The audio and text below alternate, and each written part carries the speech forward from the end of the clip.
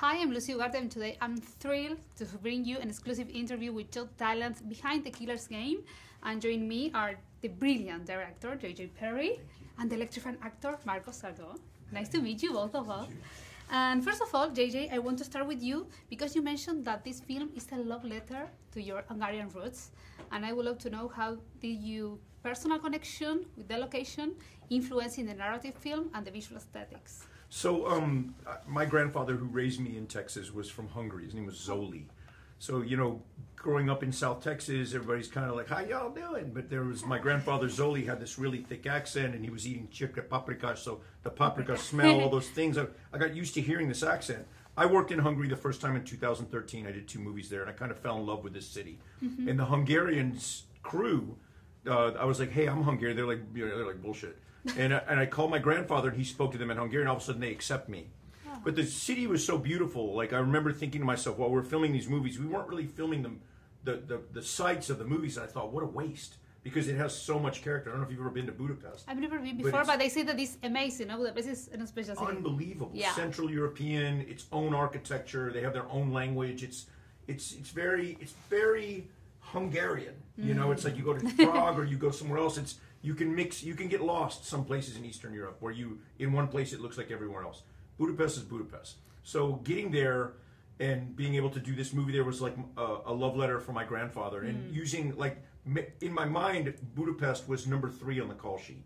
Oh. You know, it was like you got Flood and Maisie, then there's Budapest, and then there's all the assassins. That's kind of the way I saw it. Wow, it's like a character in the movie, That's right?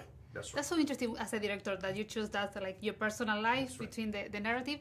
And Marko, you have like an amazing character. You mix martial arts with flamenco, with dance. So can you tell me how you combine that feeling of martial arts with the dance movement? It's amazing. Yeah, well, yeah. How you did it? Yeah, well, it was a lot of work, a lot of practicing, but everything started when Jay called me and told me this story about this opponent that he used to fight when, you know, he was a fighter, a martial artist back in the day. He's like, I got this guy that he just wears his earphone and he just is a beast fighting. And then without it, you know, he's off timing and everything. So let's do something like that. And then I used that as a ingredient to create all this backstory of this character. So like, why he's listening to this music? So then it comes the flamenco, and then because maybe he has a loved one that likes to dance, and then he's revenging through the dance and killing, and that's how the characters start appearing. And then we were going back and forth with JJ, and we had a blast, you know,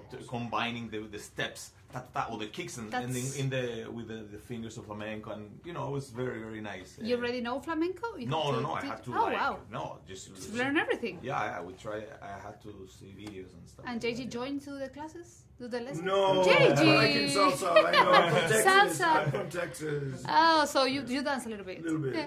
And you're seeing Marko acting in that incredible scene.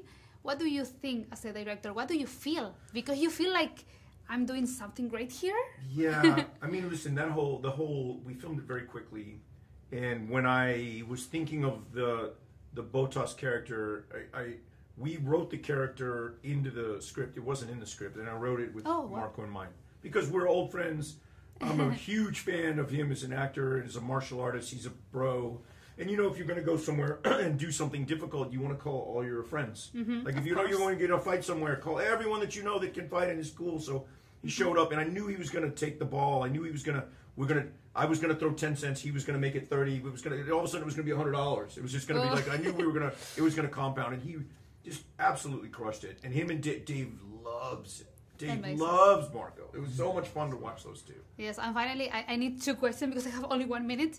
1, how was working with Dave Bautista? He's amazing. He's now one of the top actors. And 2, for you, how is to bring different action scenes, because you are one of the most important directors in action scenes in the world. Congratulations for that. And how you bring from John Wick series to this movie. So, 2 in 1. For me, working with Dave was the best. Like, I think it was lucky to be able to share with him, and he's such a nice human being. Like, you know, it's like, but at the same time, he's an athlete. He's you know, tough, and you know, there was adrenaline. Like that scene, you know, we were going for it. We were, you know, So that was very happy. So cool.